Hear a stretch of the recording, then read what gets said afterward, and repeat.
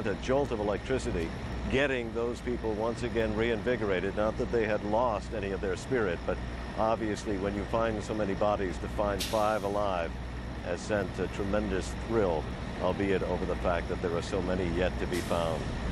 Aaron. Well, the men and women working down there need every little piece of good news they can to get them through what they are going through. All of us who know about Oklahoma City know how horrible the experience is for the rescue teams, and any good news is great news to them. Marty, thanks for your work. Natalie. Aaron, thank you. We wanted to switch you now quickly live to Los Angeles International Airport. These people are the first to arrive back in the United States. Our affiliate KCAL is interviewing people. Let's listen. Getting on board the plane, and we can see if we can move up to this gentleman.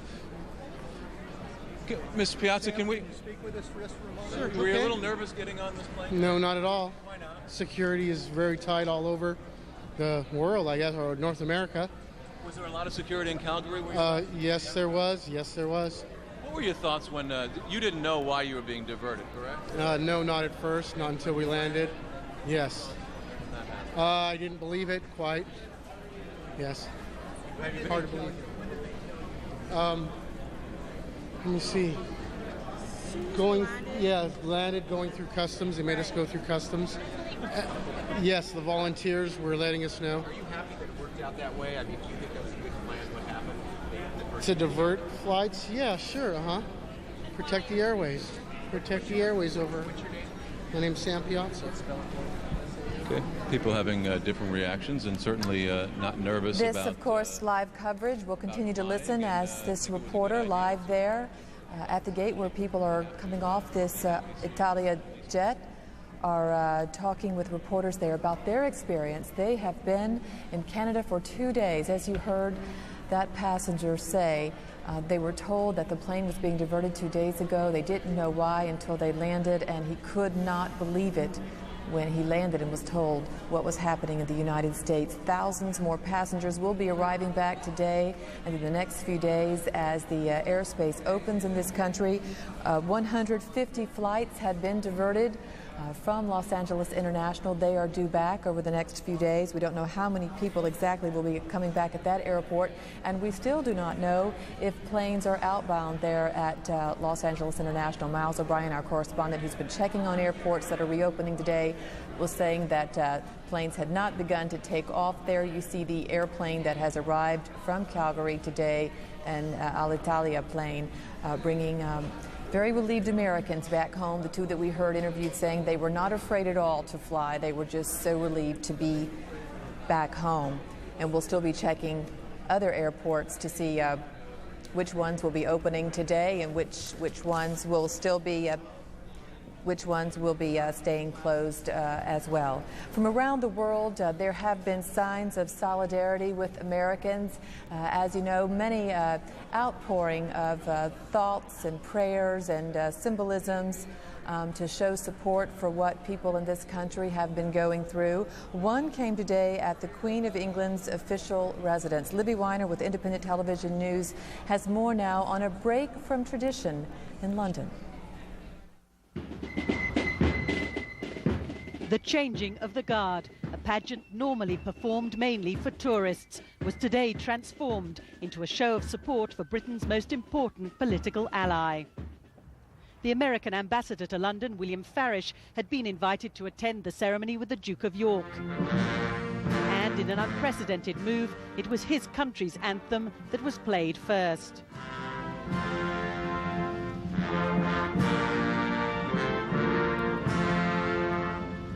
Hundreds of Americans were gathered outside to listen as the band of the Coldstream Guards played the familiar tune.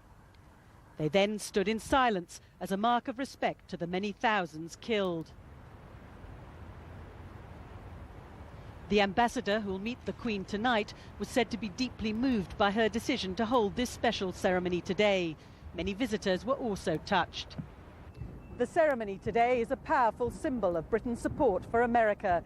The Queen's decision to interrupt her holiday and return for a special service in London tomorrow, a sign of the royal family's awareness of the need to be seen to be standing side by side with the United States. Libby Vina, ITN, at Buckingham Palace. Some of the most powerful stories here, there are stories of the rescues, and there are stories of those who managed to get out of those buildings. Among them, James Dory, an Australian, was working in the Trade Center on Tuesday. His story needs no words from us. All it requires is for you to listen to his tale. There were mixed signals because over the loudspeaker we could hear World Trade Center number 2 is secure. Please be calm, World Trade Center 2 is secure. And I remember there was a carpenter or a tradesman of some description who had a two-way radio who said it was a plane that hit number 1, and everybody breathed a sigh of relief. Everybody pictured maybe a twin-engine Cessna hitting the building in mistake. And as soon as he said that, our building got rocked and it swayed like a leaf. And as I said, people fell over and fell on top of each other in a dark stairwell. And then the same guy, who I wish I could see him and thank him because he was a pillar of strength, he just started telling people that was the fuel tanks in the other building explode, and everybody believed it and kept going. And there were people screaming, but the majority of people were saying, it's one step at a time. And I'll never forget the piles of shoes at each turn because people were throwing off their shoes and leaving their bags behind, just trying to get out. And it was terror because you were still 50 levels in the air. But I was looking, I had a northerly aspect from World Trade Center number 2. I saw the World Trade Center number 1 explode in front of me. I've got no idea of the time. I just knew that everybody on my floor was going crazy, and I had an instinct to find my way to a stairwell, which I did. As fortune has it, and as I now realise, I was in the northeastern stairwell. The second plane hit the southwestern stairwell. I wasn't too many floors down when it did hit. I got knocked down a couple of stairs, and you wouldn't wish it on anybody to see what was going on in there, but we dusted ourselves up and just kept going down the stairs, and I got my way to the bottom. My legs were burning up. Luckily, I stay rather fit, and people were helping each other down the final 30 flights, and I got out, and we just kept going. As I said, I'm thankfully quite fit and I'm young, and as I saw level 20 come up, there were people who were in a lot worse shape than me, and I was pulling people. I had girls' bags on my back. By the time we got to the bottom, I think I had 4 people around each arm just pulling them, and I was telling everybody, I promise you we're going to make it. I didn't believe it, but I thought if at least I could help some people out. James Dorney, an Australian in the Trade Center on Tuesday, lucky to be alive today. There are more than 4,500 people still missing, which is keeping rescuers' efforts alive down at the Trade Center. They continue to work. Michael Oku is with one of those workers, and he joins us now. Michael. Aaron, good afternoon. As you know, it is an absolutely beautiful day in New York, all the more striking because we are standing underneath this great plume of smoke emanating from what used to be the World Trade Center that has come to symbolize now the great pall that has descended over the city. I think lessened slightly, possibly because of the 5 firefighters who were found. And I'm in fact joined right now by Steve Simmons, not one of the rescue workers who found any of the firefighters, but he can give us a sense of what it is like to be toiling there every day for the past 48 hours. Steve, you are a volunteer rescue worker. Right. What is it like in the site? I mean, it's really unbelievable. I rode down, late yesterday afternoon, and you knew what to expect. You had an idea what to expect when you got down there, but it was like nothing you could imagine. I mean, everything around the area was just completely, just destroyed, and it was amazing how it looked down there. What physically do you do in this rescue? Is there a lot of equipment used, or is it literally hand to hand? It's just basically you're shoulder to shoulder with guys, passing buckets of debris, carrying stuff, lifting, intermittently you have a part of a plane, you've got a part of a building, and just handing it back and forth, just long lines, and it's just amazing people in the lines. Now, you told me earlier, before we were on camera, that there are moments where sometimes everyone stops, that there's this sort of collective silence. Describe that for me. What exactly does that mean? Well, what happened is, you know, the general mood there was somewhat levity. You know, guys are trying to, the false bravado, trying to be really, you know, hey, we're just at work, we're doing this. And then somebody would, you know, they'd find a shoe, or they, you know, maybe they thought they heard something, you know, maybe a radio from somebody. And, you know, just everyone just yelled for quiet. You have this whole hush come down, all the machinery would stop. And, you know, if there was anything at all, you just see people just digging, you know, just on their hands and knees, just digging away, trying to find anything. And, you know, and then it's you know, a few minutes later, it's back to the same, just passing stuff along. What, if anything, have you personally found, or your team of workers? I mean, you find everything there. You find cell phones, you find shoes, you find some biological parts. I mean, you know, everything you can find, and anything that gives you the opportunity of any kind of hope, anything whatsoever, is just. But I mean, the people there, I met such amazing people. You know, I rode down you know, I'm just a local guy. I rode down, I'm an equity trader. And I got on the bus with a bunch of iron workers and construction workers, and I rode in with those guys, and they let me in. And, you know, these guys during this, any given day, you pass on the street, I'm in a suit, they're in a tank top. There's no contact. And on the bus, it's like, hey, brother, let's go, let's dig in. And it's just this amazing resolve. You know, I sat across from, when we were on the line, it was, you have guys from Massachusetts. Steve, thank you very much. Congratulations on your work, and good luck to you. Michael, thank you. I'm gonna interrupt you here. We're hearing reports that perhaps another building has gone down. John Voss is in the area. John, are you able to hear me? Okay, Michael, stay where you are.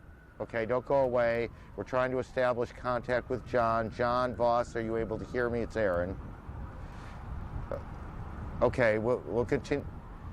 We have a report of another building collapsing. We do hear in the background, and perhaps you can as well, a lot of sirens going on. It's always difficult to know. I mean, the truth is, since Tuesday, there have been a lot of sirens going on all over the city, certainly from Midtown down towards the Trade Center. Whether it is related to that or not, I cannot tell you. Michael, are you there? Yes, I am, Aaron. What are you hearing down there? I haven't heard. You mean specifically having to do with buildings going down? Have you heard anything or seen anything that helps us on that first? Aaron, I can't hear you very well. It sounded like you made reference to the fact that there was a building that might have gone down. And I can tell you that what's been happening here, in fact, not only through Steve Simmons, but some of the other rescue workers that we've talked to, that they're actually taking parts of buildings down because they're so unstable. And they've been doing that in a variety of ways. They took a walkway that connected one building to another down just at some point early this afternoon. And they've been using everything from dynamite to sometimes literally knocking things down in order to make the place more stable and more secure so that they can continue with their rescue efforts. Aaron. All right, Michael, thank you. Stay around here for a bit. We continue now to work on trying to verify a report that perhaps, we are not sure yet, but we are getting reports that another building may have collapsed in the area of the Trade Center. Our John Voss is, we are trying now to establish contact with him. We haven't been able to do that yet. Andrea Koppel is at the State Department. Andrea, I'll be honest, I don't know what you have, so why don't you just tell me? Sure, Aaron. Secretary Powell just finished a press conference here at the State Department, and without explicitly naming Osama bin Laden and his network known as Al-Qaeda as the only suspect, as saying that they were the ones responsible for Tuesday's attacks, he came closer than any other Bush administration official to date in saying that they are one of the prime suspects. And let me just put this into context. You've been hearing us talk a lot in the last day or so about U.S. contacts, high-level contacts with Pakistan. Why is that significant? Well, because Pakistan is not only the neighbor of Afghanistan, where bin Laden and his network are believed to operate, but Pakistan is also the prime supporter. The U.S. has charged Pakistan with being one of the prime supporters of the network. And so Secretary Powell just moments ago said this is why. He explained this is why he and members of his team have been holding high-level discussions with the Pakistanis. Let's listen. We're looking at those terrorist organizations who have the kind of capacity that would have been